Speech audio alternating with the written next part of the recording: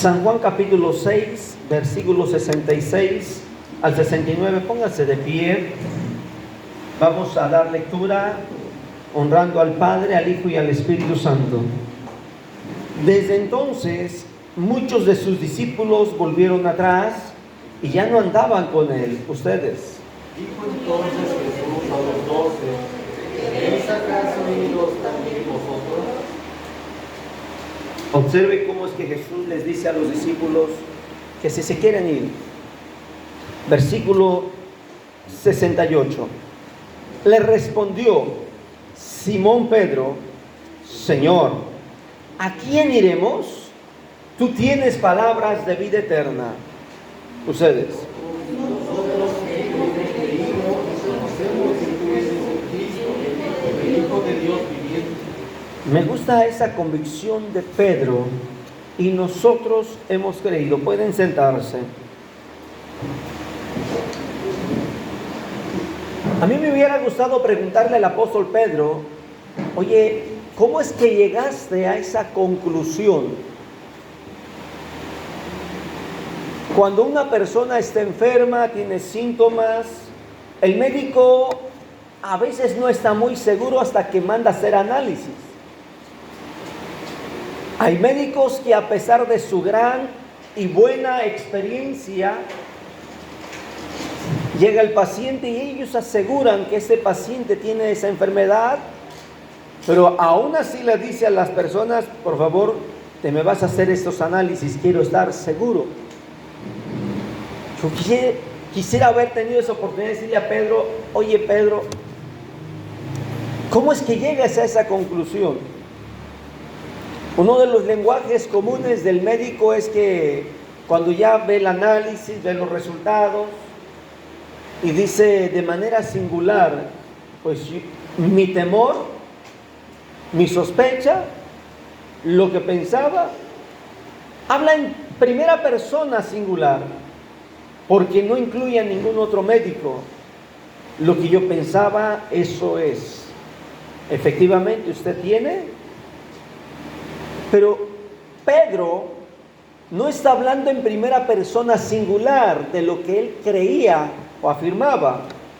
Está hablando en plural. Y dice nosotros. En otras palabras, Pedro habló, es como si Pedro fuera el vocero de los que habían llegado a la misma conclusión. Nosotros hemos creído. Por eso es que me hubiera gustado preguntarle a Pedro: ¿cómo es que llegas a esa conclusión? Es verdad que andar con Jesús es la mejor dicha que tuvieron los discípulos. Es verdad que haber andado con Jesús es el gran honor que cualquier humano pudo haber tenido en esta tierra. Eso es verdad. Pero hay muchos que conocieron a Jesús, y puedo mencionarte por lo menos más de 9,000 personas que supieron quién era Jesús. Basado en los números, en los lugares, en los milagros, puedo asegurarte que un promedio de 10,000 personas supieron quién era Jesús, pero no todos llegaron a la misma conclusión. Yo quiero que regresemos un poquito nuestra mirada al versículo 66. Y este versículo dice: muchos de sus discípulos volvieron atrás. Es triste que, habiendo conocido de Dios, que habiendo visto la gloria de Dios, que haber tenido la experiencia de la presencia de Dios, de la gloria, de lo que Dios hace en otras personas, de lo que Dios hace conmigo, de lo que Dios hace con nosotros, a pesar de todo eso, buscaron un pretexto, buscaron una excusa, buscaron una razón, buscaron un motivo para regresar y alejarse de Dios. No sé si ellos fueron los que estaban gritando meses después: crucifícale, crucifícale. Yo no lo sé. Si ellos son los que fueron también entre el tumulto de gente atrás de Judas con los soldados para ver la traición de Judas, no lo sé. La Biblia no registra nombres de personas, pero sí registra que muchos se fueron. Y hay algo que me gusta de Dios, es que a pesar de que muchos retrocedan, a pesar de que muchos dicen vuelvo a Dios y otros dicen mejor me alejo, no quiero de Dios. Hay personas que dicen cada vez que oro me va mal, cada vez que leo me va peor, cada vez que ayuno todo empeora. Y parece que la búsqueda con Dios produce cosas contrarias.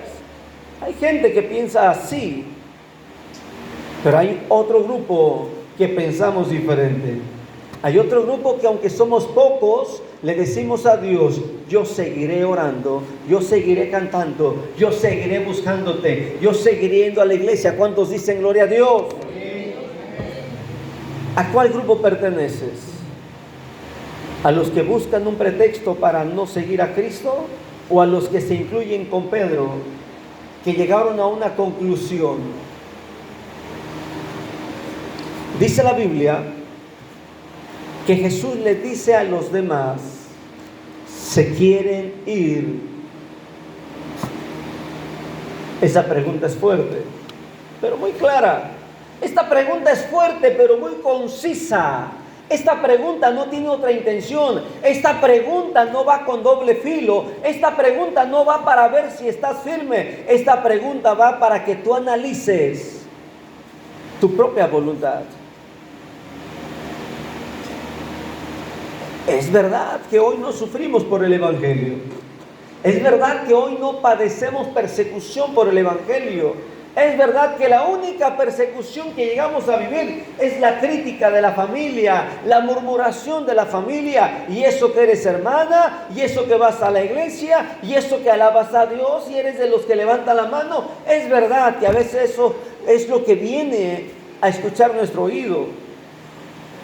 Pero no vivimos en esa época donde llegar a una reunión tendría que ser a escondidas, oculto de la sociedad, de llegar a una catacumba, llegar a una cueva, de llegar a un lugar donde era difícil de poder encontrar para poder adorar a Dios. Es verdad que no vivimos esa época, pero a pesar de eso, Dios nos pregunta, ¿quieres permanecer? ¿Te quieres ir? Porque Dios no obliga a nadie. Dios no obliga a nadie. ¿Cuál sería la razón para que estos hombres volvieran atrás? ¿Cuál sería el motivo para que fuera superior a la voluntad de seguir a Jesús? No sé cuál sería tu motivo si tú tendrías que irte y alejarte de Dios. Yo no lo sé. Posiblemente digas, es que el hermano, la hermana, es que la iglesia, y casi la mayoría de personas que vuelven atrás siempre ponen una excusa. Una mujer estaba adoctrinándola para el bautismo, decidida ella, su esposo, sus 2 hijos estaban decididos para el bautismo, y de repente me dice, no me voy a bautizar, pastor, me voy a esperar un poco de tiempo. Ok, perfecto, no hay problema, terminamos el estudio, se esperó. Y un día le dije a su mamá, le dije, oiga, ¿y cómo está su hija en cuanto a la decisión? Yo veo que llegan a la iglesia, igual como cualquier otro culto, hay alegría, pero ¿cuál fue el motivo?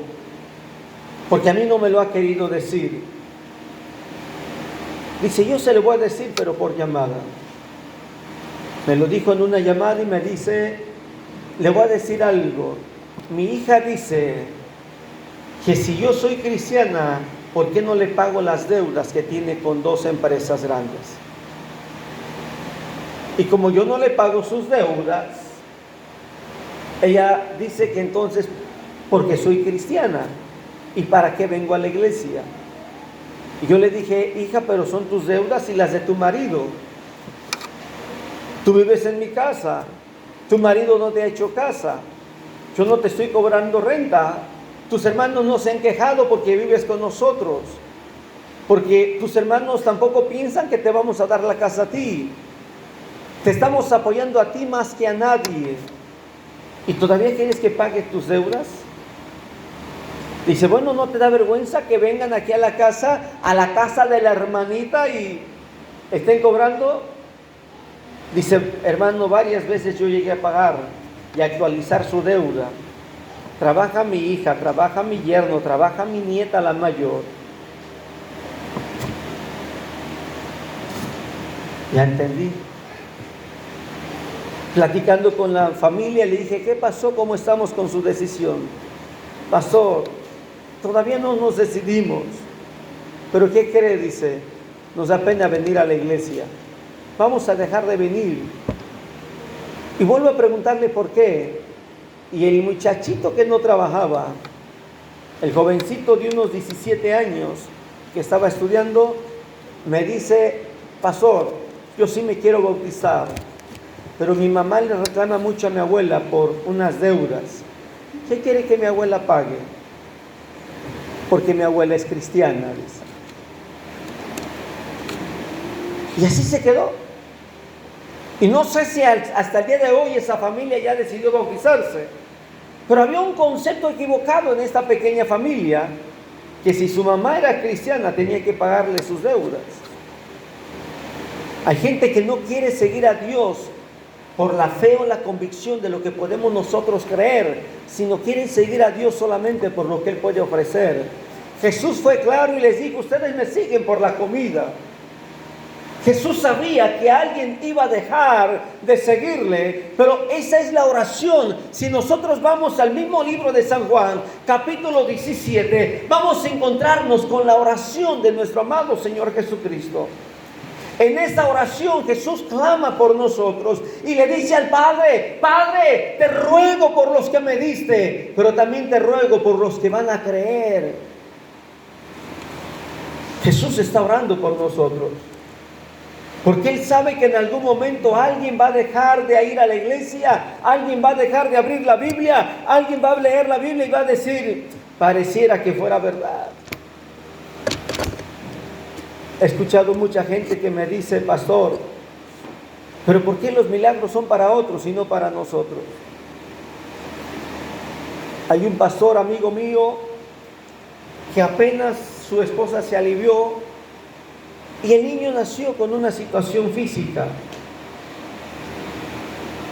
Yo veo la foto del niño y me dice, brother, ¿puedes orar por mí? Dije, sí.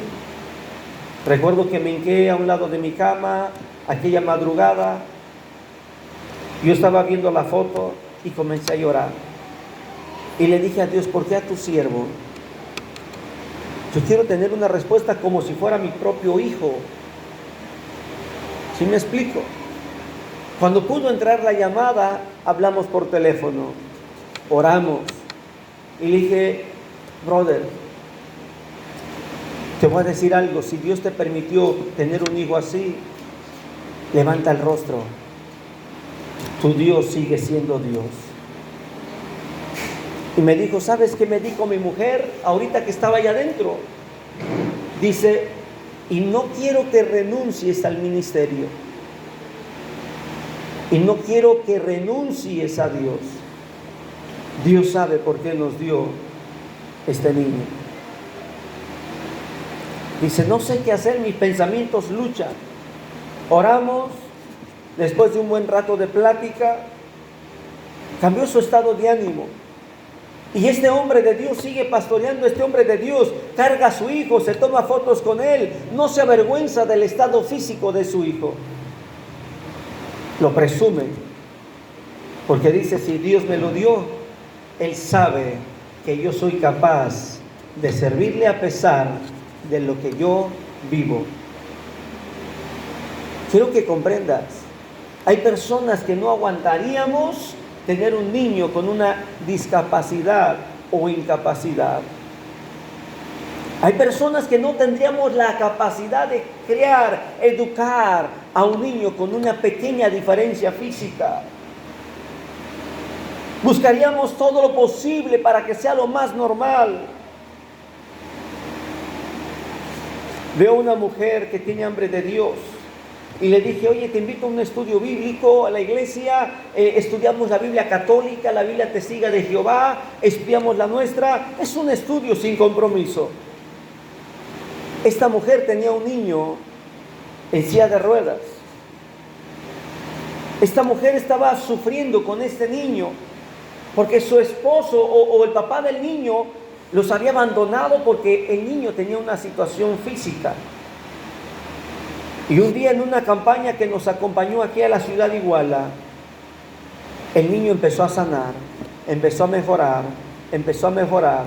Y un día le dice el niño a su mamá: mamá, ya no me lleves a la escuela especial, llévame a la escuela normal. Porque para la situación de él tenía que tener una atención especial. Llévame a la escuela normal. Ese niño es un cerebro muy inteligente. Multiplica de 8 dígitos por 8 dígitos en cuestión de segundos.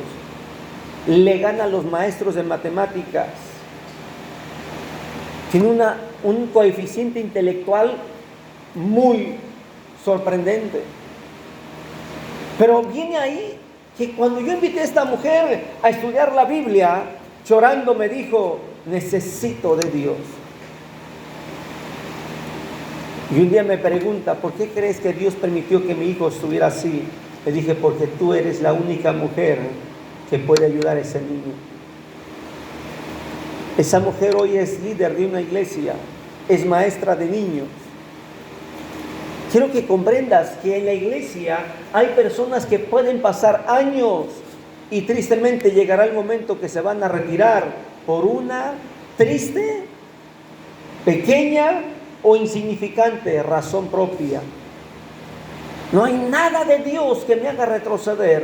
A un hombre le dijeron: renuncia a tu Dios. Este hombre dijo: por más de 60 años le he servido y nada mal me ha hecho, ¿por qué voy a renunciar? Es triste ver que muchos regresaron. Jesús les dice: ¿te quieres ir? Aquellos responden con un movimiento de cabeza. Pero Pedro responde y dice: ¿a quién iremos? Te pregunto, ¿le diría lo mismo a Jesús, a Dios, si te acaba de decir el médico: tu hijo ha muerto, tu hija ha muerto?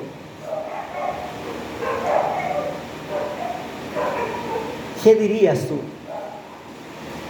¿A quién? ¿A quién le hablo? ¿A quién le marco? ¿A quién le doy la noticia de lo que me están diciendo? Pedro tenía una convicción que nadie más podría estar en ese lugar más que Cristo. Nadie más. Nadie más puede ocupar ese lugar del que solamente Dios puede llenar ese vacío. Pedro le dice: ¿a quién iremos? Tú tienes palabras de vida eterna. Fíjate, no le dijo: tú tienes la cartera llena de dinero, tú tienes la cocina llena de productos para comer. No le dijo eso. Pedro no pensó en lo material. Pedro fue específico, pensó en lo espiritual, en lo que puede saciar el alma, en lo que puede quitar el hambre y la sed espiritual. Tú tienes palabras de vida eterna. Pedro, te aseguro que tendría algunos conflictos. Posiblemente ya para esas fechas su mujer le ha de haber dicho: oye, viejo, chulo, moreno, no sé cómo le diga a su marido usted, chaparro, gordo, alto, no sé. ¿Y cuándo vas a traer para comer? Acuérdate que Pedro y los discípulos anduvieron 3 años, día y noche, con Jesús. La pregunta es: ¿cómo alimentaban a su familia? ¿Sí me explico? Posiblemente su mujer le había dicho: oye, ¿cuándo vas a traer comida? ¿Te acuerdas que la última pesca que hiciste, la milagrosa, no me trajiste ni una mojarra, ni un pescado? Allá se quedaron en la barca, te fuiste con Jesús. Te aseguro que Pedro tenía problemas. Algunos de los demás discípulos tenían conflictos con su familia. Esto no significa que se olvidaban de su familia, no, visitaban su hogar. Hay evidencia bíblica de que los discípulos de vez en cuando visitaban su familia. Una de ellas es cuando Jesús estaba en la casa de Pedro y sanó a su suegra. Me estoy explicando. Pero dice la Biblia que Pedro le respondió de lo más preciso: tú tienes palabras de vida. Y añade algo: y nosotros. Cuando hablamos de nosotros es un pronombre plural, un nominativo y dativo que incluye en primera persona masculina lo que tú decides hablar, lo que tú decides ser o como tú quieres pensar. Cuando te dicen pásele a comer, ¿qué dices? Gracias, ya comí, en primera persona. Pero cuando vas con más personas y ya comieron, dicen, ya comimos. Estás afirmando algo que ya pasó, pero estás hablando por todos. En el grupo musical muchas veces sufrimos de eso, porque algunos comían bien, otros no comíamos bien, y decían, ya comimos. Y recuerdo que no faltaba alguien que dijera, oye, habla por ti, porque nosotros todavía tenemos un huequito. ¿Sí me explico? En una ocasión un hermano se comprometió para unos milagros y pidió que pasaran al altar todos los que tenían hernias y que se pudieran tocar visiblemente y que se pudieran afirmar si desaparecían. Y dijo, hermanos, si las hernias no desaparecen, nos corren, nos apedrean. Y le dice un compañero que no tenía la misma fe, le dijo, habla por ti, no habla por nosotros. Atrevido Pedro que dijo, nosotros hemos creído. Es como si hubiera hablado con Tomás, el más incrédulo. ¿Sí me estoy explicando? Y le hubiera dicho, oye Tomás, ¿verdad que sí? Jesús es el Cristo. Es como si hubiera llegado a convencer al más incrédulo que Jesús era el Señor. Porque dice, nosotros hemos creído. Nosotros. Pedro habló en primera persona afirmando, pero también habló algo muy importante, ¿a dónde iremos? La Biblia nos dice que esa pregunta nos lleva a comprender y a reconocer que solamente en Cristo, en Dios, por medio de su Espíritu Santo tenemos lo que buscamos. ¿Qué dice Salmos 23.1, por favor? Salmos 23.1. Jehová es mi pastor.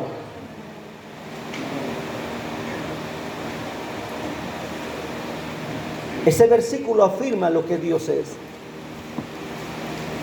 Ahí dice algo. Nada.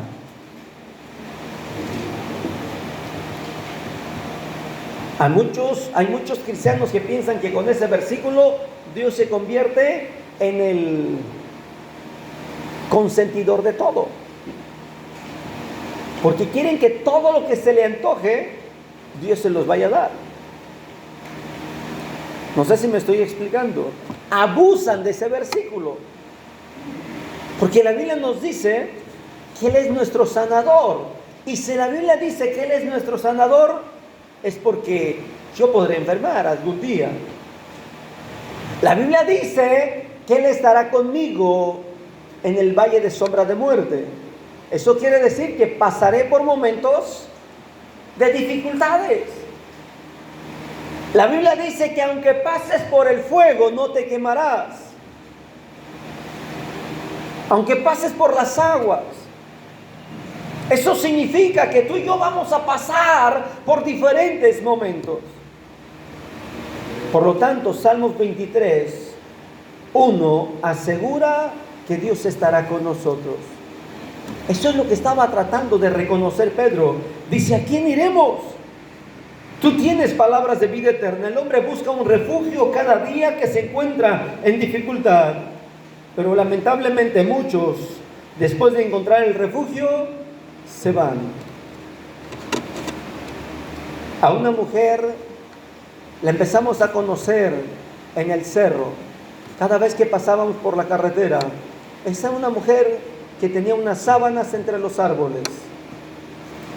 Obviamente que por las condiciones visibles se miraba como si fuera una mujer mal de sus facultades mentales, una indigente. Pero al pasar los meses, 1 o 2 años, ya había una lámina que formaba un techo y otra que formaba una división visible. Poco a poco empezamos a ver que ese espacio donde estaba esa mujer se mantenía limpio, ordenado. Limpio y ordenado. Cada vez que pasábamos con mis hijas, volteábamos a ver, no podíamos pasar por ahí sin voltear a ver, y se miraba limpio y ordenado. La pregunta es, ¿por qué esa mujer vivió sola ahí? Nunca tuvimos respuesta, pero pasó el tiempo y aquel lugar empezó a verse solo, olvidado, sucio, abandonado. Nos dimos cuenta que aquella mujer no estaba ahí. Menciono esto porque si esa mujer hubiera sido una indigente o una mujer enferma de sus facultades mentales, la evidencia de que Dios estuvo con ella es que alguien se compadeció y le puso techo y la protegió. Alguien habrá ido a hacerle limpieza. ¿Me estoy explicando? Pero si esta mujer no estaba mal de sus facultades y estaba sobria, consciente, y por alguna razón se tuvo que ir a vivir ahí a lo solo, la evidencia es que Dios estuvo ahí y le dio techo y protección. No sé si viva esa mujer, pero te puedo decir que a cualquier parte del mundo que tú vayas, si tú sigues creyendo como dice Pedro, Dios estará contigo, supliendo lo que necesitas. Pedro le dice, tú tienes. Salmos capítulo 16, versículo 11. Me gusta cómo es que el salmista lo dice aquí. Me mostrarás la senda de la vida. Mira, la senda de la vida no es ir al médico cuando uno está enfermo. No es tener el mejor cuarto de la clínica, del hospital, con los mejores equipos. Porque cuando Dios ya determinó que nuestros días lleguen, aunque tengamos los mejores equipos conectados al cuerpo, y cuando Dios determina que no vas a morir, aunque el médico no te haya atendido, tú vas a vivir. Dice, me mostrarás la senda de la vida en tu presencia. ¿En dónde? En su presencia. Hay. No en la distancia, no en lo lejos, no a 2 cuadras, ¿sí me explico? Es en su presencia.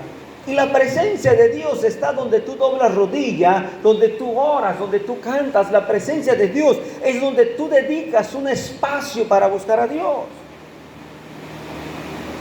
En tu presencia hay plenitud de gozo, dice el salmista, delicias a tu diestra para siempre.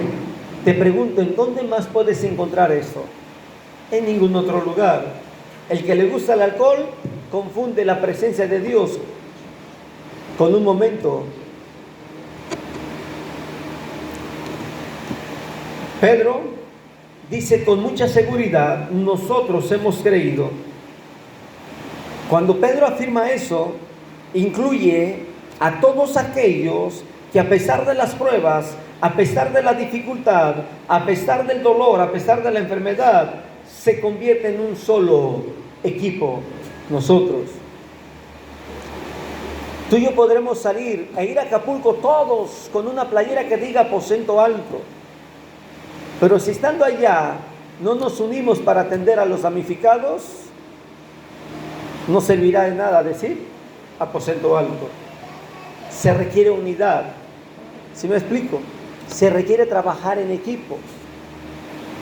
Hay hermanos que traen la etiqueta de cristianos, pero no soportan las pruebas, no soportan la situación de la vida, no soportan una enfermedad y le dicen, Señor, ¿por qué me mandaste esta enfermedad? ¿Qué otra actitud yo veo en Pedro? Humildad. Yo veo en un Pedro esta respuesta tranquilo. Yo veo una respuesta en Pedro, una respuesta no altivo, no enojón, no, diciendo, Señor, nosotros hemos creído. Me imagino a un Pedro sencillo, humilde, consciente que solamente Dios puede proveer lo que nosotros necesitamos. ¿Qué otra cosa veo en esa respuesta de Pedro? El respaldo de su fe, de la seguridad de lo que está hablando. Pablo lo dice de otra manera en Romanos capítulo 8, versículo 31. Pablo lo dice con sus propias palabras. Pablo lo dice con su propia experiencia. Pablo lo menciona diciendo, ¿qué pues diremos a esto? Si Dios es por nosotros. Y observa, Pablo no está hablando de manera singular. En otras palabras, está hablando también por aquellos que creemos de la misma manera. Si Dios es por nosotros, ¿quién contra nosotros? Eliseo, el profeta, menciona desde la misma perspectiva en otra circunstancia y le dice a su criado una palabra muy fuerte. Y le dice, claro, no tengas miedo. Hablo del segundo libro de Reyes, capítulo 6, 16. No tengas miedo, son más los que están con nosotros. No tengas miedo. ¿Cómo está tu vida? ¿Cómo está tu corazón? ¿Cómo están tus emociones? ¿Cómo está tu fe? No tengas miedo. Pedro, Pablo y el profeta Eliseo hablaron en plural. Nosotros. ¿Qué pasa en nosotros? ¿Quiénes son los nosotros? Salmos 123, por favor. Porque los que somos de este grupo, imagínate que fuéramos un equipo deportivo. Si fuéramos un equipo deportivo, para poder pertenecer al equipo nosotros, mira lo que dice el entrenamiento de nosotros. Versículo 3, dice, ten misericordia, oh Jehová. Ten misericordia, ¿de quién? De nosotros. Ten misericordia de nosotros, porque estamos los que pertenecemos al equipo de nosotros, estamos hastiados de menosprecio. O sea, en otras palabras, los del equipo de nosotros no tenemos una vida sobre pétalos de rosa, una vida sobre puros postres. ¿Qué quiere que le sirva de almorzar? ¿Qué se le antoja para la comida? ¿Qué le preparo para mañana? No sé si me estoy explicando. No estamos en una vida sobre miel, sobre pétalos, sobre almohadas. No. El equipo de nosotros sufre. El equipo de nosotros dice, como dijo Pedro, Jesús contigo hasta la muerte. Ese es el equipo de nosotros. Versículo 3 de Salmo 126, 3 capítulos más adelante. Versículo 3. Grandes cosas ha hecho Jehová. ¿Con quiénes? ¿Ves cómo Dios te incluye? ¿Ves cómo Dios va a usar tu vida? ¿Ves cómo Dios, a pesar de lo que tú vivas, va a usar tus manos para sanar a otros? A pesar de lo que tú pases, va a usar tus palabras para bendecir a otros. A pesar de lo que tú pases y lo que tú sufras, el hecho de que tú llegas, vas a fortalecer la fe de otros. Ellos contigo serán parte del grupo de que dice Pedro, que dice Pablo y que dice el profeta. Nosotros. Quiero terminar diciendo, algunos retrocedieron, como lo dice la Biblia. Y fíjate que el apóstol Juan lo dice con una tranquilidad. Salieron de nosotros porque no eran. Y fíjate bien, vuelve a usar la palabra plural, de nosotros. El que no soporta la prueba, el que no soporta la enfermedad, la tribulación, la aflicción, el que no soporta el proceso, no es del grupo de nosotros. Ahora sí que pudiéramos decir espiritualmente, de aquellos, de ustedes, ¿se acuerdan? De la conjugación, yo, tú, él. Esa conjugación, ¿en cuál área estás tú? ¿En el nosotros o en el aquellos. Ponte de pie. Yo creo que en otro momento hablaré sobre ese testimonio que no fue fácil para Pedro vivir por Cristo. No fue fácil. Mira, a Jesús lo acusaron de no respetar el sábado, pero cuando viene el lienzo en aquel aposento que estaba Pedro y le dice la visión: mata y come, y puros animales impuros. Pedro fue el primero en ser confrontado y comer lo que la ley prohibía comer. Así es que a Jesús lo acusaron por no guardar el sábado y a Pedro por comer animales impuros. ¿De qué te van a acusar a ti? No lo sé. ¿Comprendes? Te van a acusar de algo.